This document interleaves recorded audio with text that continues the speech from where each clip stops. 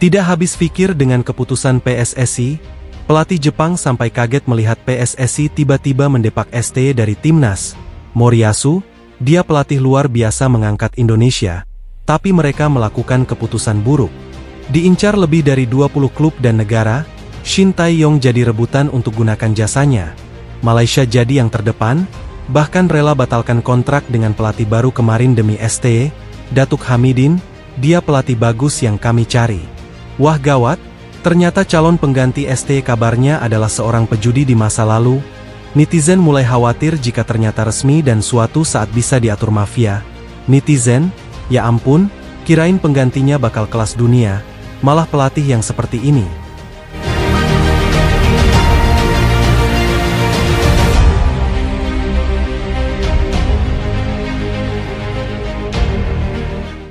Senin 6 Januari, mungkin jadi salah satu hari patah hati bagi mayoritas supporter Indonesia, yang memang sudah mendukung timnas di beberapa waktu belakangan ini. Sebab di hari itu juga, PSSI secara resmi mencopot kursi kepelatihan Shin Tae-yong dari timnas Indonesia dan memutuskan kerjasama. Lebih kasarnya, PSSI resmi memecat Shin Tae-yong, imbas dari beberapa torehan hasil dan polemik yang terjadi di tubuh tim nasional. Sejatinya, PSSI pada pertengahan tahun lalu sebenarnya baru saja memperbaharui kontrak STY hingga 2027 mendatang. Namun karena evaluasi yang dilakukan oleh PSSI beserta jajaran Exco kemarin, diputuskan untuk mencari pelatih baru dan mendepak Shin Tae-yong. Beberapa poin penting PSSI akhirnya mendepak Shin Tae-yong adalah karena adanya dinamika antara pemain dan pelatih, yang bahkan diakui sudah berlangsung sejak lawan Bahrain dan Cina Oktober lalu. Dalam beberapa informasi yang beredar, bahwa skema permainan yang diterapkan oleh STY dirasa kurang cocok dengan pemain diaspora yang dari Belanda yang lebih dikenal menyerang. STY dengan skema pragmatis dan lebih mengandalkan permainan bertahan dan counter-attack, nampaknya sulit diadaptasi beberapa pemain. Sehingga saat lawan Bahrain juga ada beberapa pemain yang infonya cekcok dengan STY, hingga dicadangkan saat laga lawan Cina. Meskipun Erick Thohir hanya menyebut dinamika kemarin, dan enggan menyebut secara gamblang dinamika seperti apa yang dimaksud, namun asumsi netizen tentu mengarah kepada perpecahan antara beberapa pemain dan juga pelatih. Alasan kedua yang dijabarkan PSSI adalah pola komunikasi dan leadership yang dianggap kurang bagus dari STY. Kita tahu sendiri bahwa di hampir 5 tahun kepelatihan STY di Indonesia, salah satu yang cukup minus dari dirinya memang soal komunikasi. Di era pemain tanpa diaspora tahun 2020 sampai 2021 lalu, memang komunikasi antara pemain dan pelatih cukup baik, karena adanya JJ sebagai translator. Dan rata-rata saat itu pemain Indonesia masih full dihiasi pemain lokal Liga 1, jadi masih aman. Namun sejak puluhan pemain diaspora datang, pola komunikasi menjadi cukup ribet. STY yang dikabarkan memang kurang fasih berbahasa Inggris, nampaknya kesulitan memberikan instruksi di atas lapangan. Sehingga dia harus punya 2 translator, satu dari bahasa Korea ke Inggris, lalu dari bahasa Korea ke Indonesia. Hal itulah yang nampaknya membuat banyak instruksi yang kurang tepat sasaran, dan sering miss dilakukan pemain di atas lapangan. Alasan ketiga yang disampaikan PSSI adalah strategi yang kurang pas dan cenderung bertahan.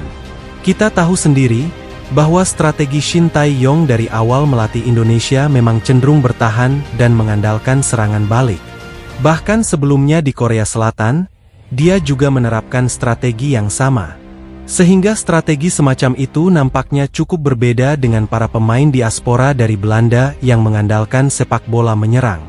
Banyak pemain yang tidak bisa mengeluarkan potensi terbaiknya, karena harus dipaksa bermain di bawah dan tidak bermain terbuka. Dan tentu fakta menarik juga, ternyata PSSI sejak kekalahan lawan Cina bahkan sudah memikirkan untuk mendepak STY. Namun karena jarak pertandingan di bulan Oktober ke November terlalu mepet, PSSI menunda itu dan mencari momen yang paling pas. Erick Thohir mengatakan, kalau ini adalah momen yang pas karena masih ada waktu kurang lebih 2 bulan untuk mempersiapkan tim pada bulan Maret depan. Dan Erick Thohir membantah, kalau ada tekanan dari mafia maupun Exco PSSI sendiri terkait pencopotan jabatan Shin Tae-yong. Pemecatan Shin Tae-yong itu pun langsung mendapat respon dari pelatih Jepang Moriyasu, yang memang sedikit kaget dan heran dengan keputusan yang dibuat oleh PSSI. Menurutnya, saat ini tren Indonesia sedang bagus bersama Shin Tae-yong, apalagi dengan kemenangan melawan Arab Saudi kemarin. Dirinya menyebut, kalau keputusan PSSI terlalu gegabah, dan bahkan tidak berkaca dari dua tim lain di grup C yang sudah mengganti pelatih. Australia mencopot Graham Arnold dan menggantinya dengan Tony Popovich. Namun sampai saat ini belum ada hasil memuaskan. Hanya menang 1 kali dan 2 hasil seri. Dan bahkan pencopotan Roberto Mancini dari Arab lebih memilukan. Karena sejak ditinggal Mancini, Arab Saudi justru makin nyungsep. Saya tidak tahu insiden seperti apa yang terjadi di tim internal mereka. Tapi melihat presentasi yang di bawah dia Shin Tae-yong sampai sekarang, itu adalah hal luar biasa untuk Indonesia, ucap Moriyasu. Dia adalah pelatih bagus, saya tidak tahu kenapa mereka harus memecatnya di tengah jalan seperti ini. Mereka tidak melihat beberapa tim yang berganti pelatih di grup ini, hasilnya belum maksimal dan semakin buruk. Saya tentu tidak bisa bicara banyak soal sepak bola mereka, yang jelas saya kenal dia secara baik. Dia adalah pelatih dengan gaya permainan yang bagus. Mungkin mereka anggap bertahan di pertandingan itu buruk, tapi dia memainkannya dengan luar biasa, tutupnya. Diincar lebih dari 20 klub dan negara, Shin Tae-yong jadi rebutan untuk gunakan jasanya. Malaysia jadi yang terdepan, bahkan rela batalkan kontrak dengan pelatih baru kemarin demi STE, Datuk Hamidin, dia pelatih bagus yang kami cari.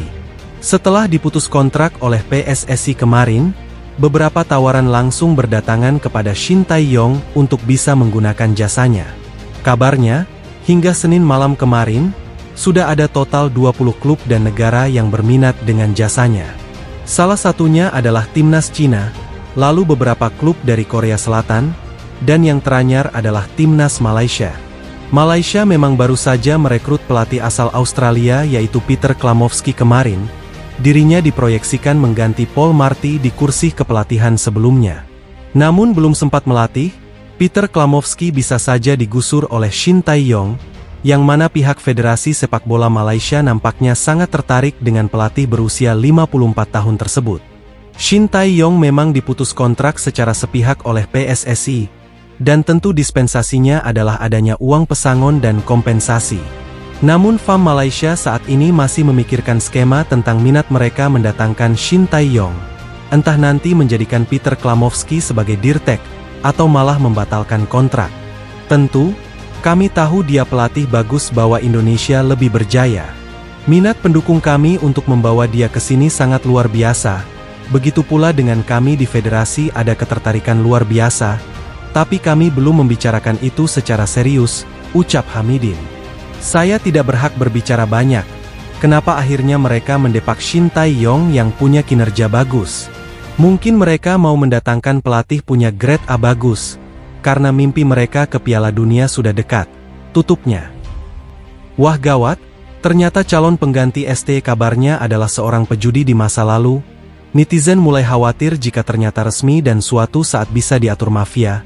Netizen, ya ampun, kirain penggantinya bakal kelas dunia. Malah pelatih yang seperti ini. Setelah resmi berpisah dengan STE, netizen pun akhirnya coba menebak-nebak siapa nanti kira-kira yang bakal jadi penggantinya. Sebelumnya, banyak yang menilai dan menduga, kalau Erick Thohir akan mendatangkan pelatih kelas dunia yang sudah teruji, punya CV mentereng dan pernah menangani negara dan klub top Eropa. Namun faktanya kemarin, ekspektasi netizen serasa ambiar dan turun drastis. Perasaan kesal bercampur kecewa, seusai melihat rumor itu kian tersimpulkan. Melalui Fabrizio Romano, salah satu penggiat media sosial yang kerap kali memberikan informasi tentang kepindahan pemain, pelatih dan lainnya menyebutkan, kalau pelatih asal Belanda sudah sepakat dengan PSSI untuk kerjasama. Hal itu dia sampaikan melalui cuitannya di media sosial X Senin sore, dan langsung membuat banyak komentar dari netizen Indonesia. Patrick Kluivert adalah pelatih asal Belanda yang dulu juga mantan pemain yang cukup top di masanya. Namun yang jadi sorotan adalah, ternyata pelatih satu ini punya banyak kontroversi di luar lapangan maupun di atas lapangan. Bahkan netizen pun menguraikan beberapa dosa dari Kluivert, yang langsung membuat banyak orang was-was. Selain itu, jika diamati di Wikipedia, rata-rata masa kepelatihannya tidak pernah berlangsung lama, dan bahkan hanya setahun saja. Selain itu, persentase win rate terbilang kecil setiap pertandingan, yaitu hanya 30%-an.